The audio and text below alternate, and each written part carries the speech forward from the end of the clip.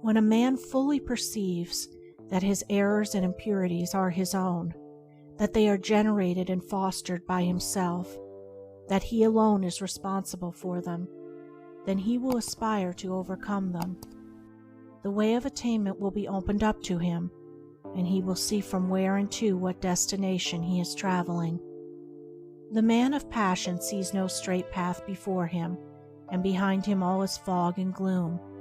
He seizes the pleasure of the moment, and does not strive for understanding or think of wisdom. His way is confused, turbulent, and troubled, and his heart is far from peace. The man of aspiration sees before him the pathway up the heavenly heights, and behind him are the circuitous routes of passion up which he has hitherto blindly groped. Striving for understanding, and his mind set on wisdom, his way is clear, and his heart already experiences a foretaste of the final peace. Men of passion strive mightily to achieve little things, things which speedily perish, and in the place where they were, leave nothing to be remembered. Men of aspiration strive with equal might to achieve great things, things of virtue, of knowledge, of wisdom, which do not perish, but stand as monuments of inspiration for the uplifting of humankind.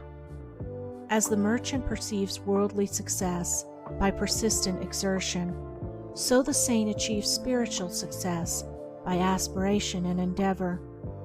One becomes a merchant, the other a saint, by the particular direction in which his mental energy is guided. When the rapture of aspiration touches the mind, it at once refines it, and the dross of its impurities begin to fall away. While aspiration holds the mind, no impurity can enter it, for the impure and the pure cannot at the same moment occupy the thought. But the effort of aspiration is at first spasmodic and short-lived. The mind falls back into its habitual error, and must be constantly renewed. The lover of the pure life renews his mind daily with the invigorating glow of aspiration. He rises early and fortifies his mind with strong thoughts and strenuous endeavor. He knows that the mind is of such a nature that it cannot remain for a moment unoccupied, and that, if it is not held and guided by high thoughts and pure aspirations, it will assuredly be enslaved and misguided by low thoughts and base desires. Aspiration can be fed, fostered, and strengthened by daily habit, just as desire. It can be sought and admitted into the mind as a divine guide, or it can be neglected and shut out. To retire for a short time each day to some quiet spot, preferably in the open air, and there call up the energies of the mind in surging waves of holy rapture, is to prepare the mind for great spiritual victories and destinies of divine import. For such a rapture is the preparation for wisdom and the prelude to peace. Before the mind can contemplate pure things, it must be lifted up to them.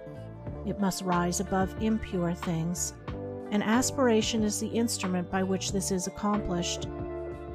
By its aid the mind soars swiftly and surely into heavenly places, and begins to experience divine things. It begins to accumulate wisdom, and to learn to guide itself by an ever-increasing measure of the divine light of pure knowledge. To thirst for righteousness, to hunger for the pure life, to rise in holy rapture on the wings of angelic aspiration, this is the right road to wisdom. This is the right striving for peace. This is the right beginning of the way divine. End of Chapter 2. Recording by Andrea Fiore.